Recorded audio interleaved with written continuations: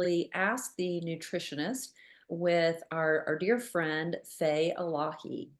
Before we get started, just a few housekeeping items. I think some of you hopefully were able to make it to last week's annual symposium, but if you were not, we are recording all of those programs from last Saturday, and those will be available on our YouTube channel very soon, hopefully by Monday. We've had a lot of requests to be able to view those, so I wanted to make sure everyone was aware of that. I also wanted to make each of you aware of a fall fundraiser that we've got coming up on Sunday, October 27th.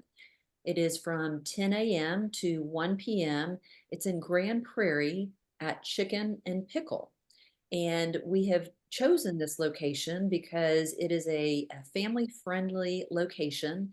And for $30, folks can enjoy brunch, a raffle ticket, and some really wonderful silent auction items, all benefiting DAPS, the Dallas Area Parkinson Society. So we encourage you to join us. We've got until tomorrow to sign up and purchase your tickets. We also have tickets for kids. So for kids or grandkids to come with you, we encourage them as well. All of that can be found on our website at daps.org. And it just takes a couple of clicks. So we would love to see you in person and just be able to connect with you and introduce you to our really terrific community. So with that, I'll go right into just the housekeeping items that I mentioned. I think most of you are on mute. If not, if you could please mute yourself, or I can do that for you. That just alleviates any distractions so that we can provide our full attention to Faye. If at any time you want to turn off your video, you certainly may. That's definitely not required. For questions or comments, you can use two different features. We have got the chat feature, which is down at the very bottom. You can click on the chat feature and ask your questions there or make a comment. Or if you prefer, you can use raise hand, or you can just track me down like this. I will be moderating for the next hour, and I'll be sure to make sure that Faye has your question or your comment. So please be sure to know that we are happy for you to interact with us. So with that, I'm going to stop at about 5 till 3 just to allow for any additional questions. And then we will have a hard stop at 3 o'clock. This is being recorded, and I will make sure that I send that out to everyone who RSVP'd. So if you wanted to share this with a loved one or someone else, you'll be able to have the link and have access to that soon as well. Okay, so without further ado, I would like to introduce you to Faye Elahi, longtime supporter and member of DAPS. She is an exceptionally bright, knowledgeable, and resilient woman who happened to be diagnosed with Parkinson's with young onset Parkinson's disease 14 years ago. Interestingly, though, her extensive research and her background in nutrition and the sciences led her to start her own private practice in for many, many years. She is now focused strictly on treating people with Parkinson's disease through nutrition. So what you'll learn from Faye is her personal experiences, what she's tried, what has worked, what hasn't. Doesn't necessarily mean it will be an answer for you, but she'll be able to share some of her experiences. But today she's going to primarily be focused on the effects of vitamin B12 with people with Parkinson's. So with that, I will turn it right over to you, Faye, so that you can jump right into all of your research and great information. Thank you, Lisha. Hello, everyone. It's good to see all of you. Yes, hello.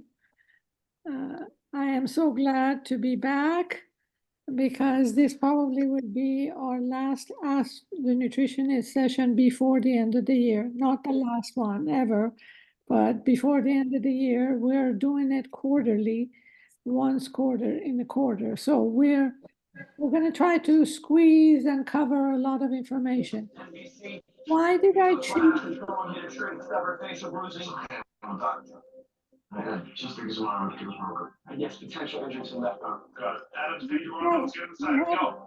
The radio or something on in the background. Can we get everyone to mute their computer, please? All right.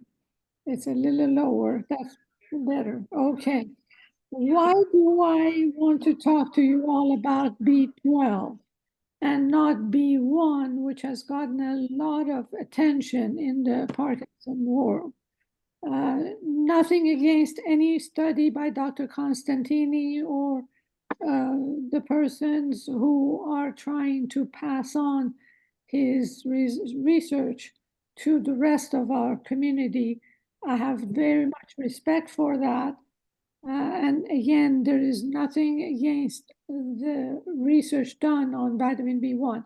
However, B12, which is considered cyanocobalamin or hydroxycobalamin, or methyl hydroxycobalamin, all those three forms are meaning the same thing, vitamin B12. B12 has a more robust link with Parkinson's symptoms than, let's say, B1. And also, there is a lot more research done, and science is behind the usage of B12 for people with Parkinson's. Well, why is that? Mainly, the main reason is that B12 is directly related to cognitive decline as well as improvement of motor symptoms such as balance, freezing.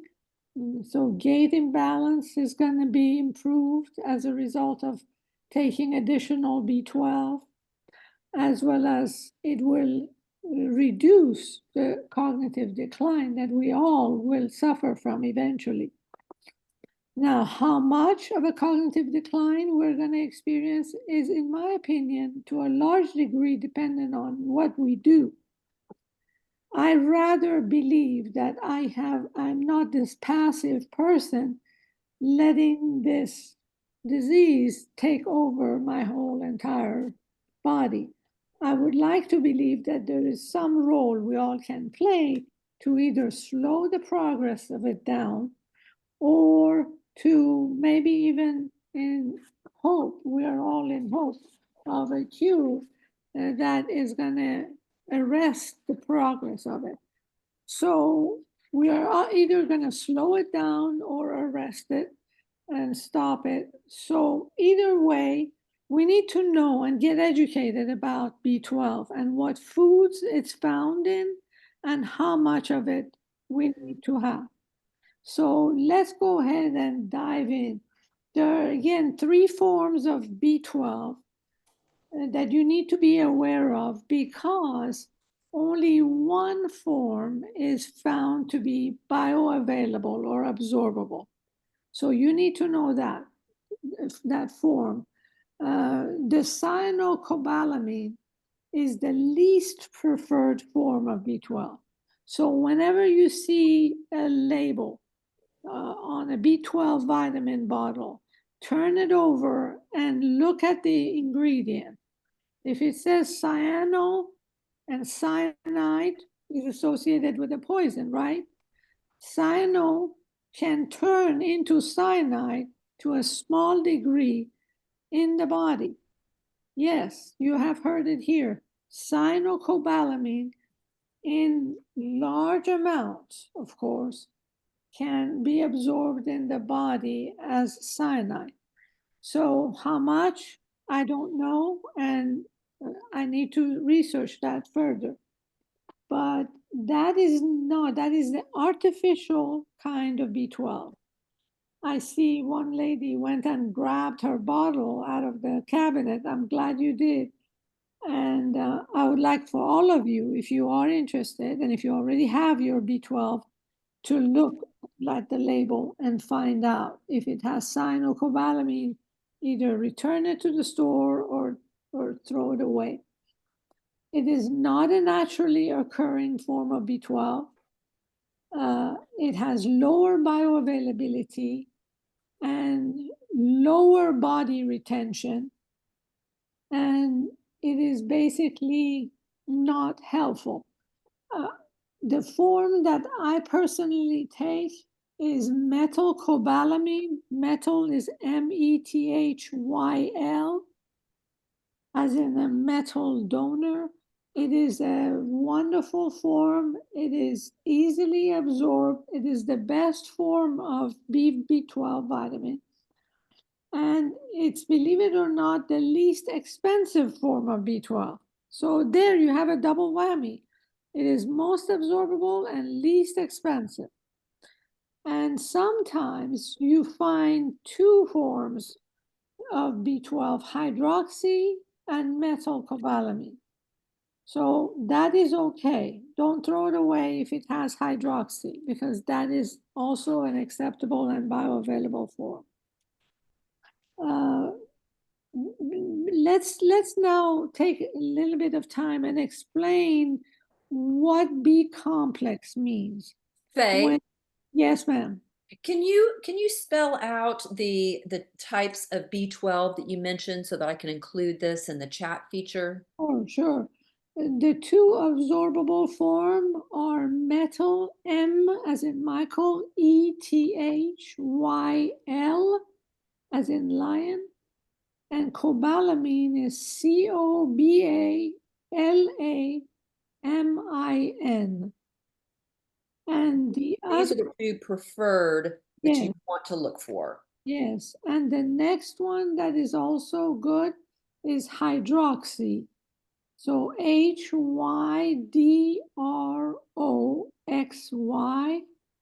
cobalamin, the same as for Got it. methylcobalamin, right? All right, so B complex. Now, if I buy a B complex off the shelf at any grocery store, does that automatically give me enough B12? The answer is it depends on how deficient you were to begin with. There is a serum blood test for B12 levels that you can ask your PCP doctor or your neurologist, whoever cooperates with you. Usually it's the PCP, primary care physician, that you need to ask to run this serum blood B12 level. And it's a small blood test. If your doctor is aware of the direct link between B12 and PD symptoms, they should script it for you so you could turn it into Medicare if you are above 65, and if you are below, turn it into your insurance company for reimbursement. Or maybe the doctor could even do it at the time of your physical, so it could be all lumped together. So B complex, yes, does include B12. It includes biotin. B7 is biotin, choline, folic acid or B9, inositol, and B5 pantothenic acid, as well as the B12. So how much is enough? And is it worth taking B12 separately?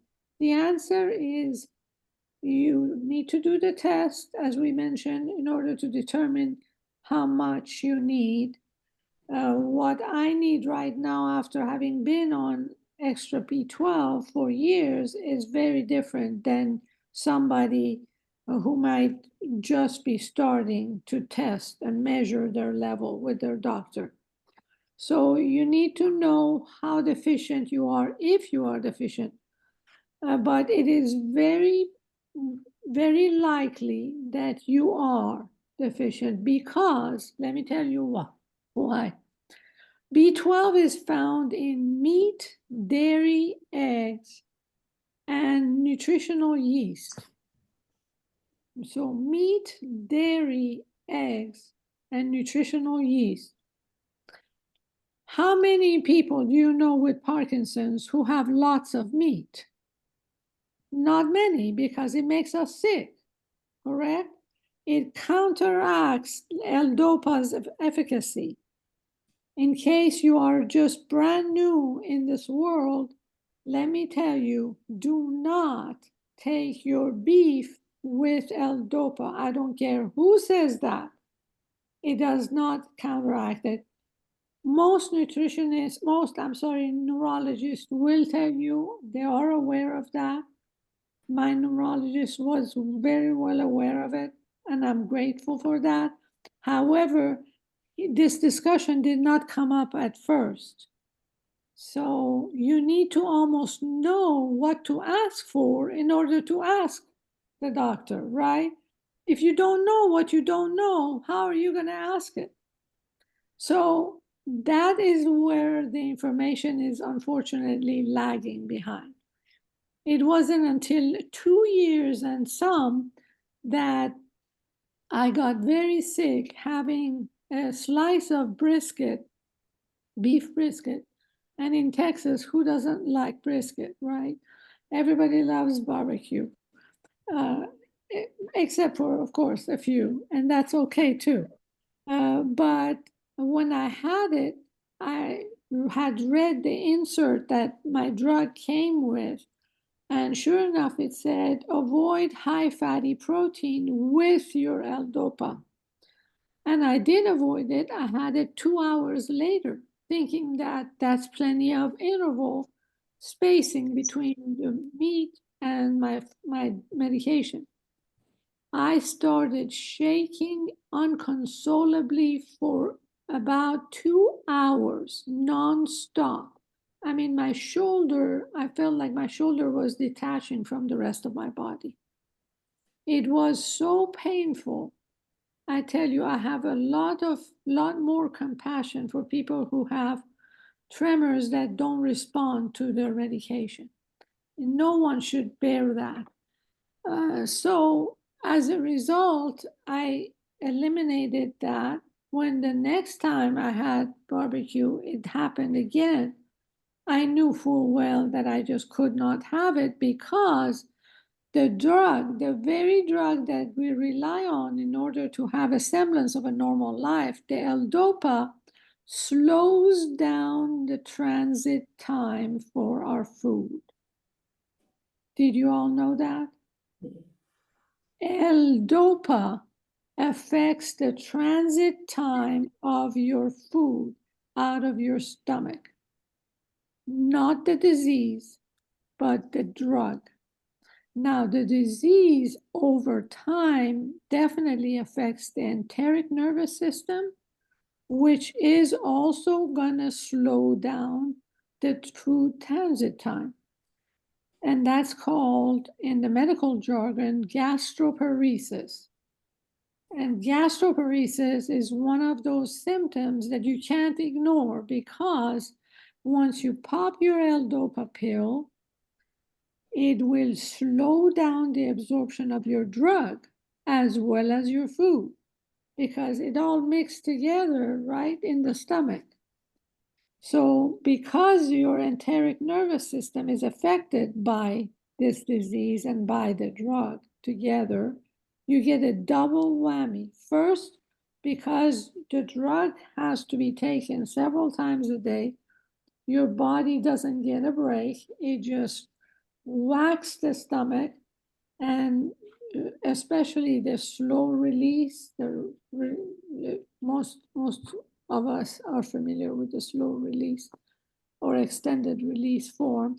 Those slowly get digested. And if you have been on them for a long period of time, they basically can slow down the absorption of your L-DOPA by 1 hour each time. So if you are taking the drug 3 times a day, you may have an extra 1 hour of off time because of this sluggish transit time.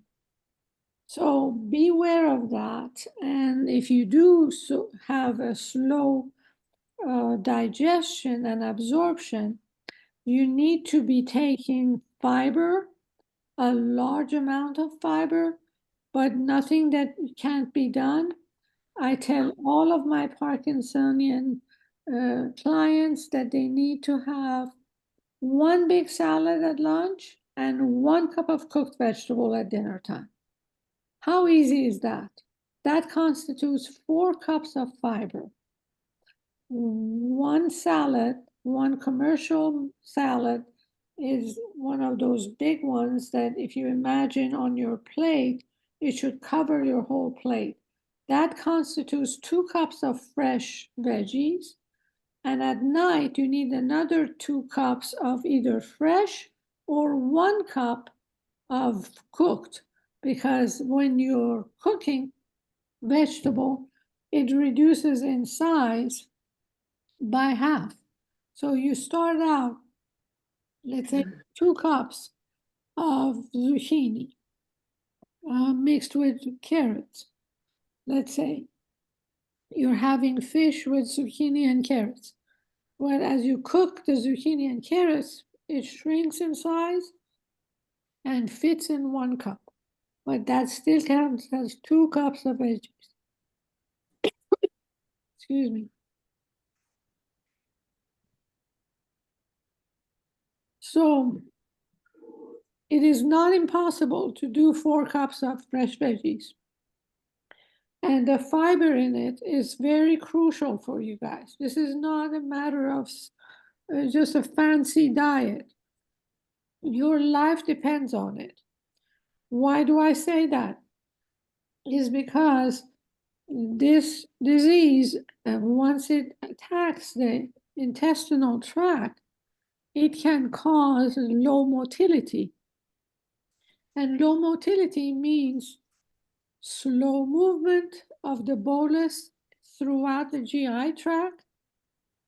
And also it means slow absorption of nutrients as well as slow absorption of drug, therefore less efficacy of L-DOPA and constipation. And so we need to be aware constantly of how much water we are drinking. I recommend that you wake up and have the first glass of water, so just 1 cup on your nightstand, have that knocked out of the way. Have another cup with your L-DOPA if you are on that or any other medication you are on. Some people are on DOPA agonists such as Mirapex or so on and so forth, and that's okay too. Or some of you use the gel that through a portal, and that's okay too. But you need to nonetheless have about 8 ounce cups of water a day. I personally, because I am smaller, I can get away with maybe 6 or 7, but because I'm a heavy exerciser, I prefer to have my 8 cups. So some people refer to it as the 8x8 rule. Another quick number formula that you can use is you can take your weight and divide it by half. So if you weigh 140, let's say, for the sake of argument, you need about 70 ounces of water, which is about roughly about 70 ounces. So that would be, well, 7 times 10. So if you can put it in 10-ounce cups, you can have 7 of those bigger cups. By the way, in order to raise the efficacy of your drug, you can have the 2 or 3 times or 4 times a day that you are having your L-DOPA. You can have it with either fizzy water, so club soda or bubbly water, and you can have, in order to have maximum efficacy of the drug, or you can have about a half an ounce of lemon juice in your water. L-DOPA is absorbed better in acidic environment. And so in order to make the water more acidic, you can add, again, a few drops of your fresh squeezed lemon juice. Now, don't have your lemon juice in water if your last dosage is at night. because it will cause frequent urination. We already have a lot of that issue. So we don't want to add another couple of sessions on that account. I basically don't recommend that you have citrus fruits or fruit juices throughout the day. I just mentioned a half an ounce, which is a small amount, mixed in water during the earlier hours of the day in order to help expedite the absorption of your L-DOPA. Any questions that you would like me to answer right now, Tisha, or are we going fine? So far, we are doing well. I don't see any hands raised or any Okay, comments in the chat box. okay. Feel free to raise your hand and stop me so that we can clarify if there's any questions. Uh, so now, some people ask me, well, what is the normal level that I should have when I test for B12? It's 200 PD, so it's 200 PG over milliliter, and that indicates you are, if it's below that level, you are deficient. So again, you need to know by doing the test, not by just estimation or guesses, that you are in fact deficient in B12 and then supplement. The supplement level that I start people with Parkinson's at is 1,000 microgram. The suggested daily allowance, I'm just giving you a frame of reference because it's ridiculously lower than what you and I need. But the suggested recommended daily allowance is 2 micrograms, 2. And that is, of course, to prevent disease. And we're not there. We're already having the disease. So that is not going to prevent anything. And the suggested rate for a normal person is about 300 microgram. And that's still ridiculously low for us. Typically, because by experience, I know that in order to really make a dent into our B12 need, daily need, you need to pretty much start at 1,000 microgram. And your best test would be how fatigued you still are. Because as you know, that's the hallmark of Parkinson's disease. We're all fatigued beyond repair. We are exhausted and we don't know why, because we have mitochondrial dysfunction. Mitochondria is a cell battery, basically. In our every trillion cells that we have a battery inside it that's called mitochondria, and we use up a lot of energy as Parkinson's takes effect, and we need to replenish that and fight it back. So in order to do that, I recommend that people start with 1,000 microgram, if not higher, but it's safer to start at 1,000. There is no toxicity level for B12. Even if you go to amounts as high as 3,000 to 5,000 microgram, I have had people on 10,000 microgram, but I'm not going to go there. Those are people who came to me with that level, and I basically told them that I would not recommend it because you're just having a more expensive urine. That's what, yes. Can you clarify a little bit more about what the B12 levels should be? I know you talked about you can get there's a simple blood test that you can request from your primary care physician or your neurologist. Can you talk a little bit more about what those levels should be? Absolutely. They should be above 200 in order not to be considered deficient in B12. And typically, most of us beyond beyond age 65, because of our age and because of the fact that we are not having enough meat and dairy. And remember what I said, the food sources of B12 are meat, dairy, eggs, and nutritional yeast. And that is mainly why most of us run a low B12 level. So we need to start on it.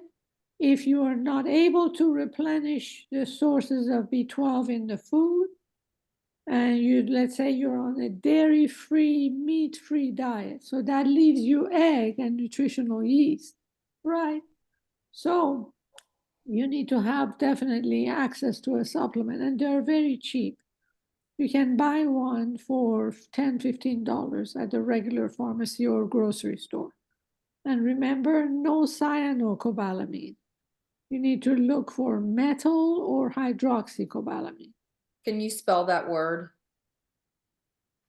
Which one, dear? The ingredient not to that you need to not Yes, get in your yes. B12 supplement. Yes, cyano, cyano, cyano, and then cobalamin. We already saw that. Cobalamin. Got it. Thank you. Yes, ma'am. So uh, all right. So the injectable B12, there's also an injection, B12 in an injection form that some people swear by. I personally don't see the need for it because unfortunately most injectionable B12s are from the cyanocobalamin form, which we just established is not the good kind. So as a result, I don't recommend it. Even if you were to find a pharmacy that would give you or sell you that cyanocobalamin plus maybe methyl or hydroxy in an injection form, I still believe that you don't need to go through that much hassle. Um, because for one, every time you expose yourself to an injection or to a shot of some sort, there is a risk of an infection uh, at the place where they get injected. And also, there is always a hassle of you having to go to a lab in order to get this done. So when you can access a small tablet that you can have, why go through all that? This is my tablet. I don't know if you see it. It's a small sublingual tablet. And I basically put it right under my tongue as I'm doing it now and suck on it like a little candy.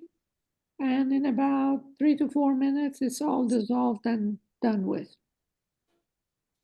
So that's what form of B12 I personally recommend, but you are free to try different kinds.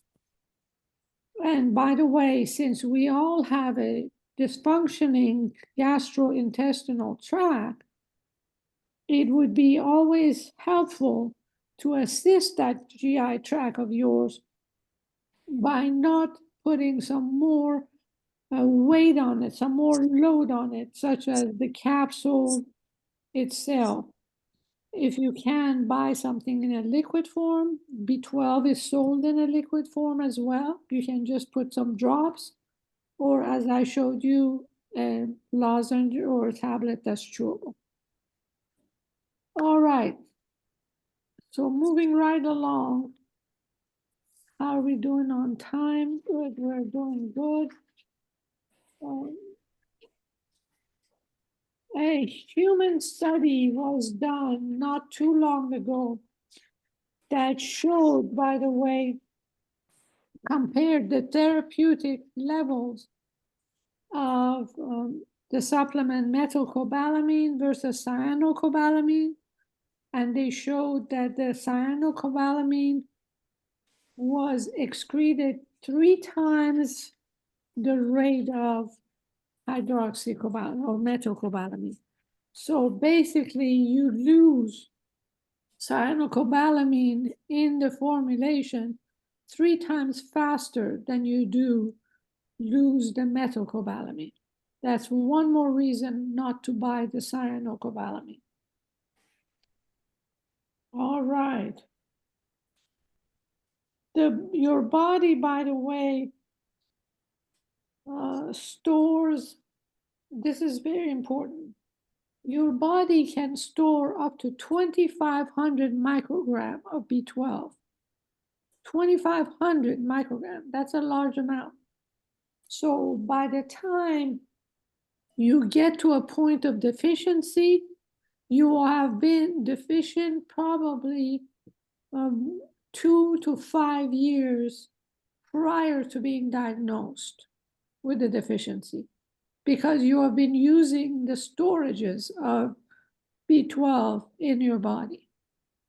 So it takes 2 to 5 years after you start taking, after you start showing deficiency symptom, before you get to know that you are deficient. And that is a shocking fact. In my case, I had drop foot, and that was one of my first signs of Parkinson. My right foot was dropping, and if you look up any medical book, you'll see that that's the #1 symptom of B12 deficiency. Just a drop foot. Anybody here relates to me? Okay, so you had drop foot too, ma'am? Oh, did you go to the doctor and that's how you found out you had Parkinson? Oh boy. Okay. Well, I'm glad that you did do something about it. And but now the populous question is, what if you go ahead and intercept this early on and go to the doctor like this lady did and myself, and correctly diagnose the B12 deficiency and start on a B12 treatment plan? Could you avoid and circumvent Parkinson's disease altogether? Well, in my case, unfortunately, I couldn't, because I didn't find out that I had B12 deficiency until, I want to say, unfortunately, until 4 or 5 years into my diagnosis. I wish that I had done something about it, but you just don't know what you don't know again. And I was taking a B complex, but it just wasn't providing me with enough B12. All right. Now, there are certain things called antivitamins. What is an antivitamin? We established that B12 is found mainly in meat, dairy, egg, and nutritional yeast. Well, there are certain things we can do in order to, again, expand the efficacy of the B12. And certain things we need to avoid. Drinking coffee and alcohol are on top of the list of things to avoid, because they will interfere with the absorption of B12. Yes, coffee and alcohol. You also must be very aware of laxatives, because that can also interfere with the B12, oral contraceptives, and cigarettes. So smoking would also act as an antivitamin. You can liver, if you do like liver is also another source of B12. So that's an option that you have. I just wanted you to be aware of. Faye, we have a question from Hassan. So Hassan, please let me know if I'm reading your question correctly. So Hassan asked, will B12 help with the absorption, leading to an ease of gastro issues as well as L-DOPA absorption? That's a very good question. To be honest with you, there has been some scan studies done on B12 increasing the absorption of food or the absorption of drugs, but they have not been conclusive. So definitely the study size needs to be larger in order for them to deduct a conclusion that's definitive. But I would like to believe, yes. Did you have a question, Lisha? No, I'm sorry. Okay, no, that's okay. Since we know that the therapeutic application of B12, one of those applications is that it can help osteoporosis by way of, again, helping the absorption of calcium. It can also help the neurological condition of epilepsy, but not directly the gastrointestinal absorption. So that is not a conclusive study result, unfortunately, Hassan. Hassan, did that answer your question? But there is no harm. Again, there is absolutely no harm in you starting on an additional 1,000 microgram of B12 and trying it and see if it helps. I would rather you do the lemon juice in water. I recognize a couple of names. They are my clients and they have tried that and they have gotten results. Mary, are you in? Are you listening, hon? Mary Ross. Can you unmute yourself, dear? Okay, Mary must have stepped away. But if you do return, Mary, I would like for you to share your results when you started applying the lemon juice to your treatment, to your medication treatment.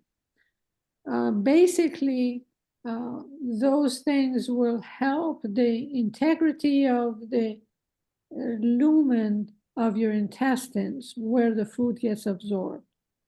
And also, there are certain food that are called phytochemicals. Oh, Mary says that she cannot get mute. Okay. I'm clicking ask to unmute, so I'm gonna Perfect. I'll keep working on that, Mary. Okay. Can you unmute now, Mary?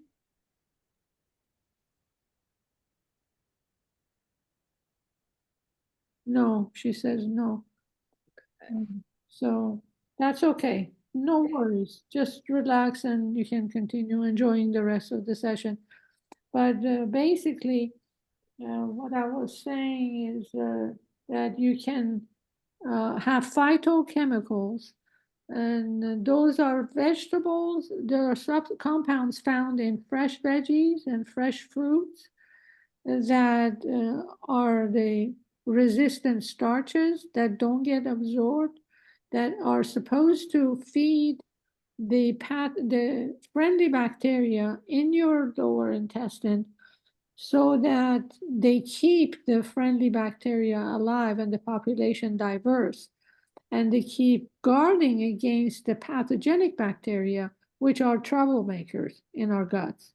So we do have bacteria that are very helpful in guarding us against toxins, and therefore they keep the microbiome in the gut healthy and diverse. And there are some that are opportunistic, that are troublemakers, that are standing behind the guardian of the integrity of the gut.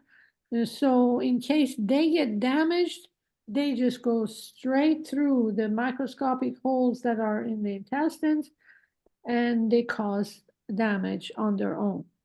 And that is why we call this state of digestion leaky gut. It's because their guardian cells are damaged and they're now letting in the toxins in the environment and in our food into our GI tract, and unfortunately, the rest is history. We do have the repercussions of damaged cell walls in the small intestine, in that we don't absorb and assimilate and digest the food the way that we did before starting on this medication treatment plan. So, and also there are some soups you can make that are easily absorbed. So you take the load off of your GI tract.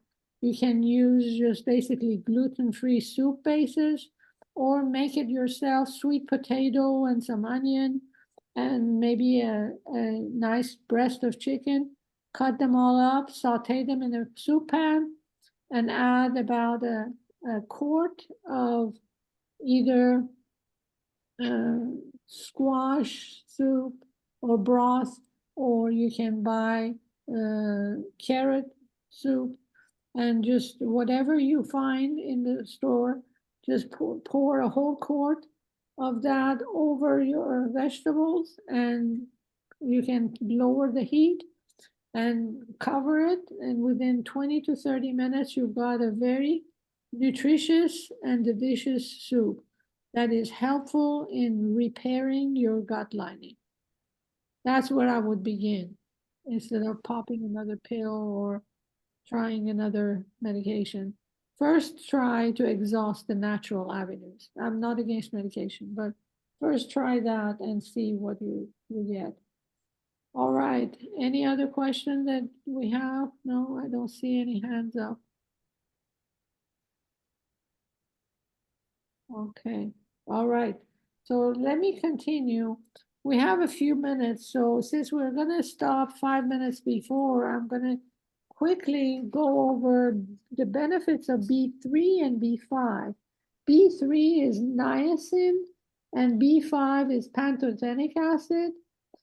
A University of Cagliari in Italy study in 2020 found that people with Parkinson are chronically low on B3 and B5. And B3 is an essential nutrient. That means we don't produce it in our body, so we have to get it as a supplement. And another group of gut bacteria, they have to be in a balanced ratio with another secondary form of bacteria. These two combined account for 90% of our gut bacteria microbiome. And B3 needs to be tried. In this study, they tried it at the rate of 50 to 50 milligram the first 3 months, then another 50 added to it for another 3 months, and then for a year, if there was no negative side effect, such as skin flushing or severe itching, if you do see either or, you need to stop immediately. I have not mustered enough courage to do it myself. I just get B complex supplement that has B3 and B5 at a higher dosage than the starting dose, because I'm one of those people who probably will react very negatively. As a child, I had a reaction to niacin, so I'm going to have to wait on that before I add it up. But I needed to share that with you all so you're aware. Just to give you an idea, we need about 20 milligrams of that, of B3 or niacin a day. One fillet of chicken or turkey at the rate of 3 ounces has 11 milligrams. So that's pretty good. Tuna fish, a medium can of tuna fish, 5.8 ounces can has 21 milligrams. A fillet of salmon, again, 3 ounces of it has 8 milligrams. So if about 15 to 20 milligrams is good for a normal person, you can easily reach that level by having a little bit of chicken, a little turkey, a little mushroom, a little peanut. 2 tablespoons of peanuts will give you 4 milligrams. Now be careful because peanuts are high in fat, right? So you don't say, all right, she said 2 tablespoons gives me 4 and I need about 20. So if I have 5 cups of peanuts, I should be done with my B3 recommendation, right? No, the requirement is far from saying you need to get all of your B3 from one source, because then you'll add up on the fat intake quite a bit.